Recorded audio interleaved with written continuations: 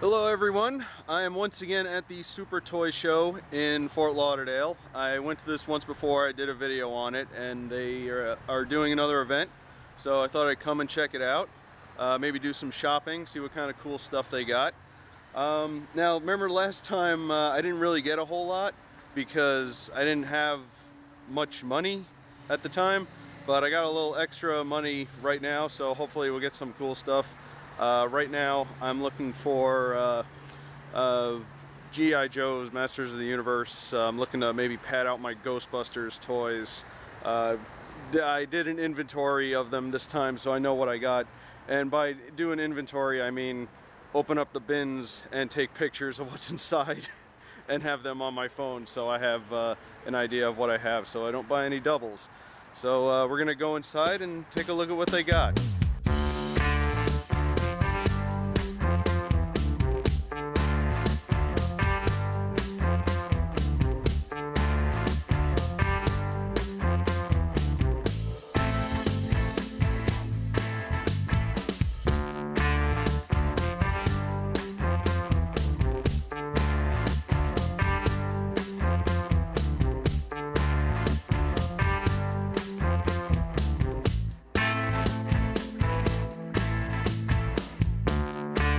It's a glommer. Glommers eat tribbles. Arrgh.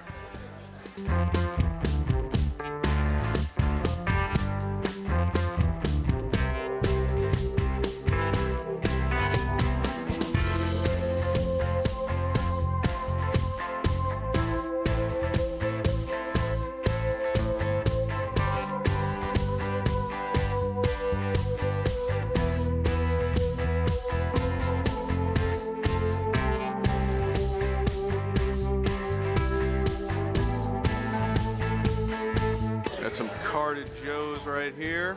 Looks cool. And they got this nice set of G.I. Joe Transformers. Really neat. And then they got this right here. Good God! What in the name of Thunder did they do to Lion-O?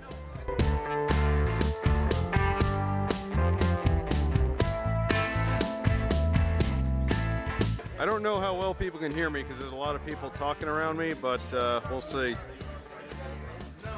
If this footage is unusable, then it's just going to be B-roll, because that's how filming works. There's some really nice statues. How you doing? Really cool. I like that Predator one. This one's funny. It kind of looks like somebody spilt something on there.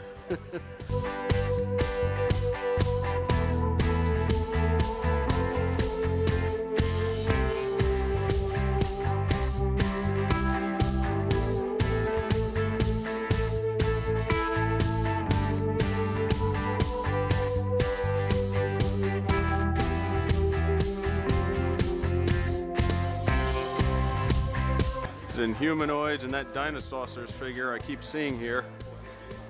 No one's bought them yet.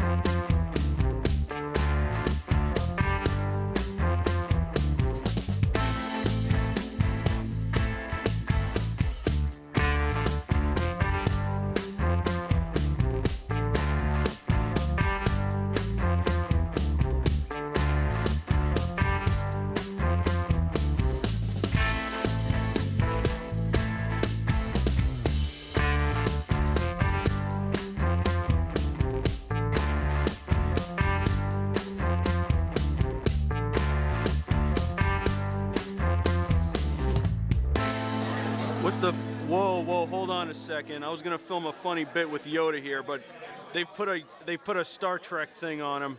That is sacrilegious. I am offended by this.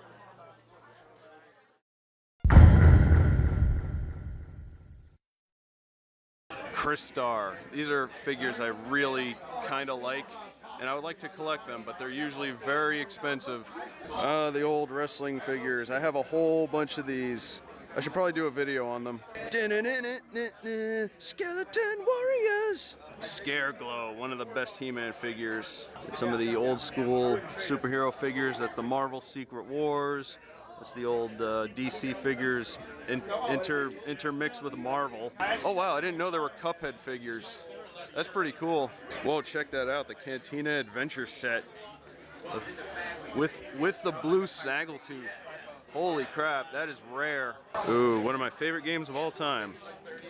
And of course I own it. Power Ranger stuff. Quite a few things. Goldar, that one fly guy from that one episode. What are these from? These are kind of cool looking. Huh. I got some old school lunch boxes. Very nice. I know a lot of people collect these. I don't, unfortunately. Hey, these kind of look familiar. You probably saw those in a previous video I did. Got some real Ghostbuster stuff down there. Might take a look at those later. It's a big old bin of Exo Squad stuff. These are a pain in the ass to collect because there's so many tiny pieces that go missing. At least he has his little key thing in the back. Check out the old school G.I. Joes. These are really nice. I think my dad had some of these. That is a lot of Biker Mice from Mars stuff. Oh man, that is unfortunate. Hey look, Cloak and Dagger. That's that new show that's coming out, I think. They have pops, because of course they do. Look how many pops. So many pops. You know, I'll admit they're starting to get a little bit better. Like, I kind of like the Rocko's Modern Life one. If only they didn't have those dead, soulless eyes. See, they do get the eyes right sometimes, but oftentimes they just, everyone has the generic black eyes. Unless it actually, you know, matches the character. Like, the Animaniacs ones look really good. That Simba one looks pretty good. That Sally one's pretty cute. The Tron ones actually look kind of cool as well. And they glow in the dark. Sweet. Oh, look, it's Dory. Probably one of the worst ones out there. Look at that. Who'd pay money for that? Jeez. Don't mind me. I'm YouTubing. Don't mind me if I insult your pops. Trust me, I stopped collecting mine when I first started working for them. Oh yeah? I got tired of Yeah. They've hardly ever really appealed to me.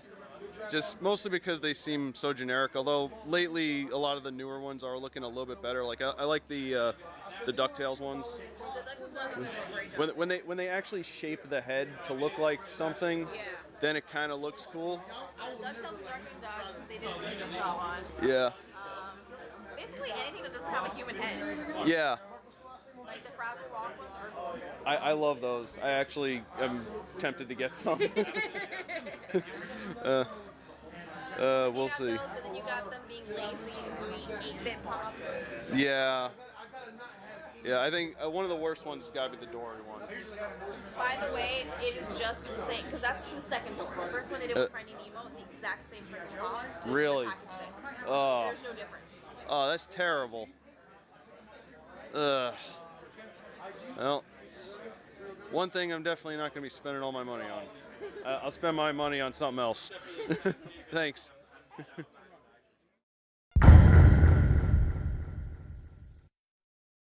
Okay, so we're back home from the Super Toy Show. Had a good time. Got to buy a few things. I was kind of worried though that they were gonna have the same stuff that I saw last time, and I wouldn't be able to get enough footage. But I think I got enough footage to put together a nice little video. Saw some of the same vendors that I saw last time, but there were quite a few new ones, and I did manage to get a lot of things that I was looking for. So let's take a look at them. I said in the video that one of the things I was looking for is real Ghostbusters stuff, and I found a couple of things. Starting with this guy right here. This was actually one of my favorite real Ghostbusters toys growing up. This guy is called H2 Ghost. Yeah, the Ghostbusters toys were quite creative. Unfortunately, a lot of the names were not so much. Well, the reason why he's called H2 Ghost is, as you can see in his nostrils there, you can have him suck up water, and then he spews it out. So that's pretty cool. Something fun to play with in the pool or something. But that's not why this is one of my favorite of the real Ghostbusters. Here's why this is one of my favorite of the real Ghostbusters. Oh, he fell off. Look at that. He's 2 ghosts in 1. That is pretty cool. And the bottom half also has the water squirting feature. You can see, I don't know if you can see, but in his eye there's a little hole there. But it's really cool. Very nice condition. Surprisingly still malleable for a soft rubber thing. Usually those don't hold up very well. Very good condition. I think there's a little bit of discoloration on there. Don't know if you can see that very well. But it was really cool that I found this guy. Again, he's one of my favorites. So we'll add him to the collection. I also found, along with him, I found this thing. I didn't know what this was at first, because I don't remember him from the toy line. I guess this is from a much later release of the toy line. They were called like Goblin Goblins or something like that. Yeah, I have no memory of this. I probably did not even have this when I was a kid. But one of his his only feature is he does that. And he's got a wobbly neck. Kind of cool. Kind of weird. He's got like all this empty space right in there. I don't know if you like fit a figure in there or something. But really cool. Again, I really like the designs of the real Ghostbusters stuff. So that's pretty cool. I also got this guy. This is Bad to the Bone Ghost. Again, love the designs. The names needed a bit of work. I don't know what kind of creature he was before he lost his skin, but he's got these like mandibles for feet or something, and he's got really lanky arms, and his feature was you open him up and you put a figure in there, and the figure's head will like touch this lever inside the skull, and it would open his mouth and bug out his eyes. Yeah, He-Man? Beast Man? Question. This is something I've been wondering for a while. How come all skeleton voices default to Skeletor? Because every time like I do something and I want to make a skeleton guy talk, it's always like, yeah. They got that right in Undertale. They made Papyrus sound like Skeletor. That's how you know that game was cool. But anyway, got him. Really happy to find him. Let's put him in a position where we can see him. A little hard to stand up, mostly because of the little quote-unquote feet he has. Let me try and get that. So, if I reposition these. So, that's pretty good. Alright, and the final real Ghostbusters thing I found was this guy, who is just called The Mummy. Ghostbusters had a line where instead of ghosts, they had like the universal monsters. So you'd have like Dracula and Frankenstein and a werewolf, mummy, which I find kind of interesting because those aren't like universal properties. Ghostbusters was Columbia, unless the characters themselves are actually public domain. But I really don't know the specifics behind that. But this one's kind of interesting because he falls apart. He's supposed to fall apart, and he has these bandages that hold on his limbs, which is cool, so you don't lose them. What I do find funny is the tiny, tiny head he has. It's like, oh, no, don't look at me. I'm not as cool looking without my bandages. No. He's really cool. No, bad to the bones, you stand up. And put him back together. There was one other one that I was looking for, and I did see it there, but I didn't see like a good version, a good quality version of it. It was this like policeman that like his torso opened up and he became a skeleton, and he had this like tongue that stuck out. Really got to get a hold of one of those. I'll probably see it at some point, and one of these things that I go to. Okay, moving on from real Ghostbusters. I did find one Masters of the Universe figure that I know I didn't have, rather. Let me take him out of his bag. Throw that to the side there. I got this guy. His name is Webster.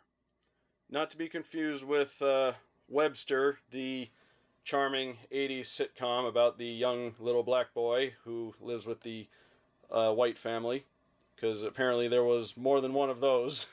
Anyway, Webster, he's like some kind of weird spider guy, and he has this grappling hook, which has this very, very thin thread attached to it, and he was quite tangled up when I got him.